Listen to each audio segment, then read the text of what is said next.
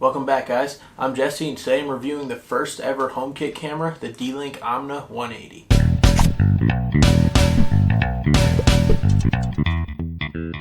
So, as you can see, the camera's pretty small.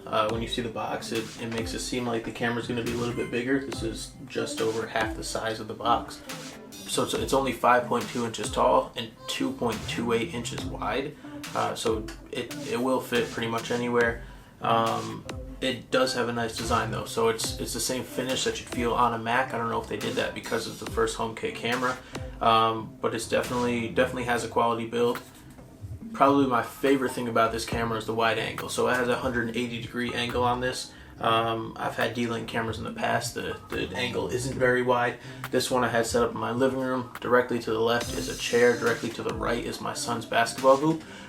This thing literally got both of those in the frame as well as the entire living room, which is awesome. So no matter where you put it, it's gonna definitely catch a light. You don't have to have multiple cameras in the same room. And then the quality is great too. So this is a full HD camera. It shoots 920 by 1080p. So if you have to zoom in and you're trying to see something further into the frame, you definitely can do that without losing much quality, which is great. It also has built-in IR LEDs, which let you see up to 16 feet in the dark. So that's automatic. If it gets darker in the room that it's in, it'll automatically switch to those IR LEDs. And it still, you can see very clear in the dark. It's great. Now it's also got two-way speakers. What that means is you can obviously hear what's going on in the room that it's in, but also say you're watching your pet or if someone does break into your house, you can also flip on the microphone switch and you can talk through it. So whether you have to yell at a pet or let someone know you're calling the cops, whatever it may be, that can all be done through both the Home app as well as the D-Link Omna app. And going along with that, it works with the Home app and the Omna app. So the Omna app does allow a couple more things, like the video playback from the SD card. So if you have the SD card in there and it records motion, you can go in the Omna app and it'll allow you to play back that video. It also allows for firmware updates. So if D-Link pushes out a firmware update, you're going to need to go through the Omna app to get that. So it's not a bad idea to download the Omna app, even if you're just using it with the Home app. This camera does support a micro SD card, so there's a little slot on the very bottom here. You can pop in a micro SD card.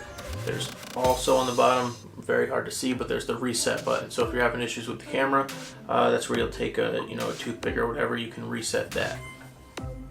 So I mentioned earlier, this is the first HomeKit camera.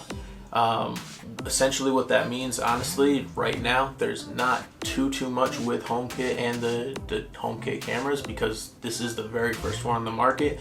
I'm assuming there will be more updates in the future, but right now, really all it means is you can look at this camera in the same Home app where you're able to control lights or fans or whatever you have for HomeKit already. One of the cool features that I just learned about though is since this does have motion detection built into the camera, say you have Philips Hue lights or really any other HomeKit products, you can use this motion sensor to trigger those. So for example, somebody walks into the room, this camera will pick up that there's motion in that room and it'll automatically flick on certain lights that you have set up. Before I got this camera, and when I was checking out the first hands-on reviews of it, I noticed a lot of people asking questions about it, so I'm going to answer some of those here. The first one that I saw was, does this camera have any cloud recording? So it does have that built-in SD card, but people want to know if you can automatically have this save on the cloud too, so you can access it anytime. And so if the storage on the SD card runs out, you have another place to put that footage.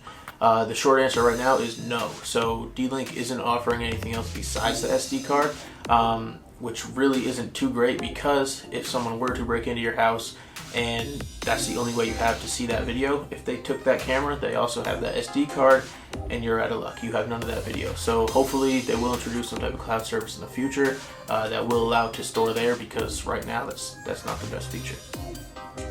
One thing I saw on one of the sites is a lot of people were asking about motion detection. So on older D-Link cameras, the motion detection was not the greatest. It would trigger at pretty bad times. For example, when I had an old one set up, when it went from day to night, so it went into that IR LED mode, it would automatically trigger that as motion detection, and you get an email saying, hey, there was motion detected. It would take some pictures and show those to you.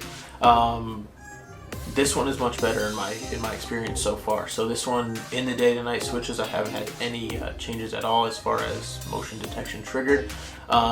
You can adjust the sensitivity though. So Right now I have mine at 50% because I don't want every little thing to trigger that motion, and it's been working great so far. When someone does walk in front of it, it will alert me, but when it goes from day to night, it will not alert me.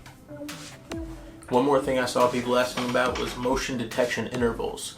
What I mean by that is when motion is detected and it starts recording for you, can you choose whether you want it to record for 10 seconds or 1 minute or so on?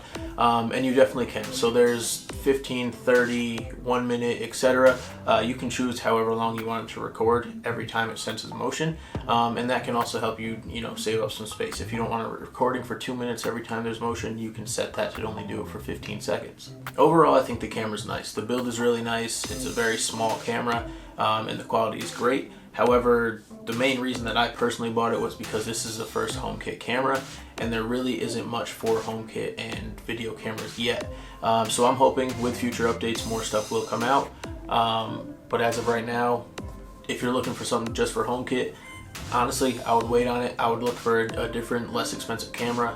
You can get the same quality that in something that doesn't have HomeKit, and it'll do just as good for you, because right now you still have to open up the Home app, go in there to see that camera. So really it's the same as opening up a camera's native app to look at it in there. Thank you guys for watching my second review, this time on the D-Link Omna 180 camera. Make sure to hit that subscribe button so that every time I put out a video you get notifications for it. Also visit jbeckproductions.com, follow us on Twitter at prodbyjbeck, and Instagram at jbeckproductions. Thank you guys.